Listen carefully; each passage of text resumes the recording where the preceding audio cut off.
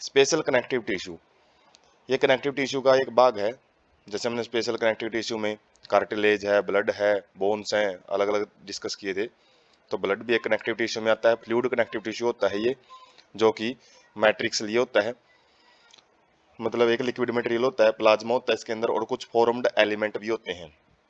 तो plasma discuss करते हैं। स्ट्रा कलर्ड, स्ट्रा मतलब जो भूसा होता है, मतलब जो येलोइश कलर का एक फ्लूइड होता है। विस्कस फ्लूइड मतलब गाढ़ा पदार्थ होता है, constituting nearly 55% of the blood. Blood का 55% भाग है वो प्लाज्मा ही बनाता है। 90 to 92% of plasma is water. 90 से लेके 92% तक तो प्लाज्मा में पानी ही होता है।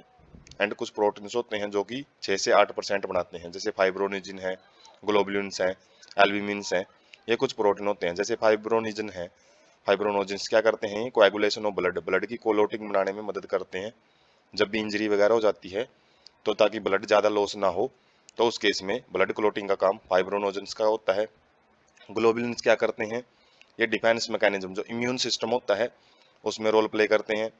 एल्ब्यूमिन क्या होते हैं, हेल्प इन ऑस्मोटिक बैलेंस, जो आयन का बैलेंस बना के रखना है बॉडी के अंदर, तो उनको ओस्मो रेगुलेशन का काम जैसे किडनी भी करती हैं, तो साथ में ऑस्मोटिक बैलेंस का काम, आयन का बैलेंस का काम एल्ब्यूमिन्स भी करते हैं। Small amount of minerals like sodium, calcium, magnesium, bicarbonate ion, chloride ion. तो प्लाज्मा में प्रोटीन्स के अलावा कुछ आयन्स भी प्रेजेंट होते हैं। Glucose, amino acid, lipids which are always in transit in the body. और साथ में जो ब्लड है वो जैसे डाइजेस्टिव सिस्टम से अलग अलग कंपोनेंट जब वो रिसीव करता है तो इनको सेल के पास पहुंचाने का काम करता है। तो ये भी ब्लड के अंदर ही पाए जाते हैं, जैसे ग्लूकोज, अमाइनो एसिड, लाइपिड्स हैं, लिपिड्स हैं। तो ये भी ट्रांजिट का मतलब होता है कम टाइम तक ये ब्लड में रहते हैं, उसके बाद इनको जहाँ पे पहुंचाना होता है ब्लड उसको पहुंचा देता है। फैक्टर्स फॉर कोएगुलेशन और clotting of blood in inactive form. तो साथ में प्लाज्मा के अंदर जो ब्लड क्लोटिंग में मदद करते हैं बहुत सारे फैक्टर होते हैं, लगभग 12 फैक्टर होते हैं ब्लड क्लोटिंग में। तो वो भी इनएक्टिव फॉर्म में, इनएक्टिव फॉर्म में क्यों, क्योंकि जब वो इंजरी वगैरह हो जाती है तभी वो एक्टिव होते हैं, उसके अलावा वो इनएक्टिव फॉर्म में रहते हैं, तो वो प्लाज्मा में पाए जाते हैं। सीरम क्या होता है, प्लाज्मा विदाउट क्लोटिंग फैक्टर। यदि हम क्लोटिंग फैक्टर को हटा दें इसमें ब्लड, इसमें प्लाज्मा में से, तो उसको सीरम बोला जाता है। तो सीरम को हम कई जगह पे जैसे सीरम लैब होती हैं तो जहाँ पे एंटीबॉडीज वगैरह के लिए सीरम यूज भी किया जाता है, सीरम थेरेपी भी होती है। उसके बाद है फॉर्म्ड एलिमेंट देखेंगे हम, और उससे पहले पीक है वो देखते हैं। जैसे कि ये ब्लड वेसल है, और ब्लड वेसल्स में हम देख सकते हैं जब माइक्रोस्कोपिक पिक ली जाती है तो उसके अंदर काफ़ी सारे अलग अलग फॉर्म्ड एलिमेंट होते हैं। जैसे इसमें देख सकते हैं वाइट ब्लड सेल्स हैं, प्लाज्मा है जो कि स्ट्रा कलर्ड है, उसके बाद आरबीसी हैं, और जो वाइट ब्लड सेल्स हैं वो काफ़ी अलग अलग टाइप की होती हैं। बाकी जो ये येलो स्ट्रक्चर दिख रही हैं आपको, ये थ्रोम्बोसाइट्स हैं। थ्रोम्बोसाइट्स क्या करती हैं, जो कि ब्लड क्लॉटिंग में मदद करती हैं। उसके बाद है जो कंपोनेंट ऑफ ब्लड है, अब यहाँ से देख सकते हैं जैसे 55% की बात करिए तो ब्लड का 55% तो प्लाज्मा ही होता है। प्लाज्मा में वाटर हो सकता है, वाटर 90 to 92% होता है, आयंस होते हैं, प्रोटीन्स, न्यूट्रिएंट्स, वेस्ट, गैसेज। जबकि 1% इसके अंदर प्लेटलेट्स और वाइट ब्लड सेल्स बनाती हैं, और जबकि जो 42% 44% होता है जो वो आरबीसी का होता है। तो इसी 42% की वजह से, 44% की वजह से जो हमको ब्लड है, ब्लड का कलर है वो रेड दिखाई देता है। उसके बाद एरिथ्रोसाइट्स बढ़ते हैं सबसे पहले, रेड ब्लड सेल्स जो फॉर्म्ड एलिमेंट में सबसे ज्यादा प्रेजेंट होता है ब्लड में। Most abundant of all the cells in the blood, blood में जितनी भी सेल्स पाई जाती हैं सब में सबसे ज्यादा एरिथ्रोसाइट्स, रेड ब्लड सेल्स पाई जाती हैं। A healthy adult man has 5 million to 5.5 million per millimetre cube of the blood. Blood को जब हम अलग अलग सैंपल देखते हैं तो ये बिल्कुल छोटी इकाई है। पर मिलीमीटर क्यूब का मतलब है 1 मिलीमीटर। 1 मिलीमीटर ब्लड में जब हम काउंट करते हैं तो ये काउंटिंग भी की जाती है एरिथ्रोसाइट्स की, अलग अलग टेस्ट भी किए जाते हैं। तो जब एरिथ्रोसाइट काउंट किया जाता है तो ये कितनी होती है नॉर्मल पर्सन में, 5 मिलियन से लेके, मतलब 50 लाख से लेके 55 लाख तक 1 मिलीमीटर ब्लड में पाई जा सकती हैं। Formed in red bone marrow in the adults. तो एरिथ्रोसाइट जो आरबीसी होती हैं तो वो अडल्ट के अंदर बोन मैरो में बनती हैं। बोन मैरो क्या होती है, एक खाली जगह होती है जो कि लॉन्ग बोन्स में पाई जाती है, जैसे फीमर बोन होती है जांग की हड्डी, उसमें और काफ़ी सारी बोन्स में बोन मैरो पाई जाती है। Devoid of nucleus in most of the mammals and are biconcave in shape. तो ज़्यादातर जो मैमल्स होते हैं उनमें न्यूक्लियस नहीं होता, आरबीसी में एकमात्र ऐसी सेल होती है जिनके पास न्यूक्लियस नहीं होता। एंड बाइकनकेव इन शेप, दोनों साइड से कनकेव शेप की एक डिस्क शेप्ड स्ट्रक्चर होती है। और जो इसके अंदर रेड कलर होता है वो हीमोग्लोबिन की वजह से होता है, a red coloured iron containing complex protein. तो हीमोग्लोबिन क्या होता है? कॉम्प्लेक्स प्रोटीन होता है जिसके पास आयरन होता है और रेड इसका कलर होता है। ए healthy individual has 12 to 16 gram of haemoglobin in every 100 millimetre of blood. 100 millimetre blood में जो नॉर्मल पर्सन होता है उसके 12 से लेकर 16 ग्राम जो हीमोग्लोबिन है वो पाया जाता है।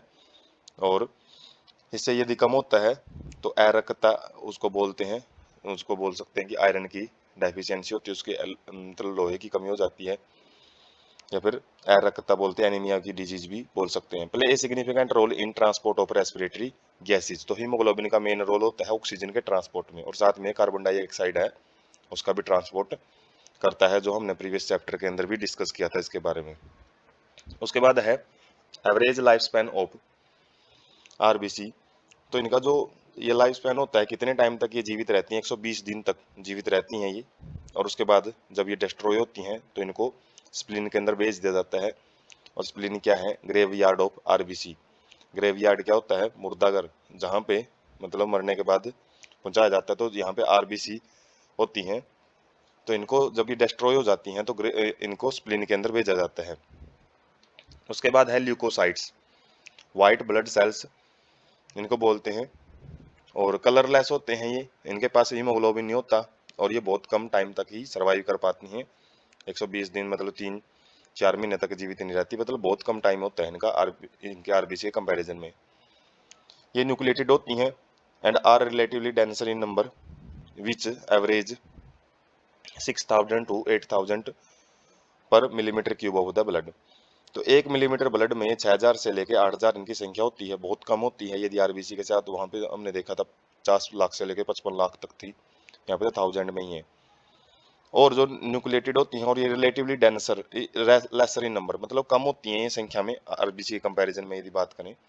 टू मेन कैटेगरी, दो इसके अलग अलग कैटेगरीज में पाई जाती हैं, ग्रेनुलोसाइट और ए ग्रेनुलोसाइट। ग्रेनुलोसाइट मतलब ग्रेन्यूल्स जैसी, दाने से जैसी दिखाई देती हैं, जैसे न्यूट्रोफिल्स हैं, ईओसाइनोफिल्स हैं, बेसोफिल्स हैं। और ए ग्रेनुलोसाइट क्या होती हैं? जो ग्रेन्यूल जैसी स्ट्रक्चर नहीं होती जिनकी, जैसे लिम्फोसाइट्स हैं, मोनोसाइट्स हैं। तो इनके बारे में देखते हैं। जैसे न्यूट्रोफाइल्स हैं, ये मोस्ट अबंडेंट सेल होती हैं। टोटल डब्ल्यूबीसी में सबसे ज्यादा जो सेल है न्यूट्रोफाइल्स पाई जाती हैं। ये 60 से 65% है, जो टोटल डब्ल्यूबीसी काउंट का उसका 60 से 65% बनाती हैं। न्यूट्रोफाइल्स एंड मोनोसाइट्स होती हैं जो, वो 6 to 8% are phagocytic cell which destroyed foreign organisms. जो मोनोसाइट्स हैं वो 6 से 8% बनाती है डब्ल्यूबीसी का, और दोनों ये न्यूट्रोफाइल और जो मोनोसाइट्स हैं ये क्या करती हैं? जो भी फॉरेन ऑर्गेनिज्म एंटर होते हैं अपनी बॉडी के अंदर, तो उनको फैगोसाइटिक का मतलब उनको निगल जाती हैं। तो ये इम्यून सिस्टम में रोल प्ले करती हैं, जो भी हमारी ये डब्ल्यूबीसी होती हैं, white blood cells. Basophils least, ये बहुत ही कम मात्रा में रहती हैं, जैसे 0.5 से लेकर 1% जो डब्ल्यूबीसी का ये बनाती हैं। Secrete histamine, serotonin, heparin etcetera and are involved in inflammatory reaction. Inflammatory reaction का मतलब है जब बैक्टीरिया वगैरह, वायरस वगैरह अपने शरीर में एंटर करते हैं, तो उनसे जब लड़ते हैं ये सेल्स, तो उस केस में जो एक रिस्पॉन्स तैयार होता है वो इन्फ्लेमेटरी रिस्पॉन्स या फिर इन्फ्लेमेटरी रिएक्शन बोलते हैं, जिसके अंदर बॉडी अलग अलग रिस्पॉन्स शो करता है, जैसे फीवर वगैरह हो जाता है, टेम्परेचर इंक्रीज हो जाता है। तो ये इन्फ्लेमेटरी रिएक्शंस को जो शरीर में जो करवाया जाता है वो बेसोफिल्स के द्वारा करवाया जाता है। और बेसोफिल किन सब्सटेंस को छोड़ के करवाती है? हिस्टामिन, सेरोटोनिन और हिपरिन। तो सब्सटेंस के नाम भी ध्यान रखें, ये इन्फ्लेमेटरी रिस्पॉन्स को शो करते हैं। ईओसाइनोफिल्स ये 2 से 3% बनाती हैं। रेजिस्ट इन्फेक्शन, ये संक्रमण को रोकती है अपनी बॉडी में। और एसोसिएटेड विद एलर्जिक रिएक्शन, तो एलर्जिक जितनी भी एलर्जी से रिलेटेड जितने बॉडी में रिस्पॉन्ड आएंगे तो वो सारे ईओसाइनोफिल्स के द्वारा ही किए जाते हैं। लिम्फोसाइट्स, ये 20 to 25%, जो 20 से 25% भाग है जो वो बनाती हैं। और ये दो प्रकार की सेल्स होती हैं, बी एंड टी लिम्फोसाइट। जो कि क्या करती है, इम्यून रिस्पॉन्स में मदद करती है, हमारे शरीर को रोग प्रतिरोधक क्षमता वो प्रोवाइड करती हैं बी एंड टी लिम्फोसाइट्स। तो ये लिम्फ के अंदर पाई जाती हैं ज़्यादातर, और लिम्फ क्या है, टिश्यू फ्लूइड होता है। उसके बाद है ल्यूकोसाइट्स को हम यहाँ पे समझ सकते हैं, जैसे ए ग्रैनुलोसाइट और ग्रैनुलोसाइट्स। ए ग्रैनुलोसाइट्स में क्या आ जाती हैं, लिम्फोसाइट्स एंड मोनोसाइट्स आ जाती हैं, जबकि ग्रैनुलोसाइट्स के अंदर क्या आ जाती हैं, बेसोफिल्स, न्यूट्रोफिल्स एंड इओसाइनोफिल्स। तो इनके अंदर जो सेल्स हैं, इनके अंदर छोटे छोटे ग्रैन्यूल्स पाए जाते हैं, छोटे छोटे दाने से पाए जाते हैं, जैसे इन सेल्स में हम देख सकते हैं ग्रैन्यूल्स हैं। ये बिल्कुल साफ होती है, इसमें कोई ग्रैन्यूल्स नहीं पाए जाते, इसलिए इनको ए ग्रैनुलोसाइट बोलते हैं। उसके बाद जो रियलिस्टिक पिक है, जब हम माइक्रोस्कोप में देखते हैं तो ये बेसोफिल्स ऐसे दिखाई देती हैं, इओसाइनोफिल्स की स्ट्रक्चर है ये न्यूट्रोफाइल्स हैं, ये मोनोसाइट्स हैं, मोनोसाइट्स में बाइलोब्ड न्यूक्लियस पाया जाता है, न्यूट्रोफिल्स में मल्टीलोब्ड न्यूक्लियस पाया जाता है, मतलब अलग अलग लोब पाए जाते हैं। ये लिम्फोसाइट की स्ट्रक्चर है। तो ये स्ट्रक्चर्स सारी क्या है, ब्लड के अंदर पाई जाने वाली डब्ल्यूबीसी की है, जबकि जो हम रेड कलर के पोर्शन देख रहे हैं ये क्या है, ये आरबीसी हैं। तो आरबीसी काफ़ी नंबर में पाई जाती हैं और डब्ल्यूबीसी बहुत कम। तो इनका यदि हम रेशो देखें तो 1:600 होता है, मतलब यदि एक आरबीसी, मतलब एक यदि डब्ल्यूबीसी पाई जाएगी तो उसके सराउंडिंग में 600 आरबीसी पाई जाती हैं।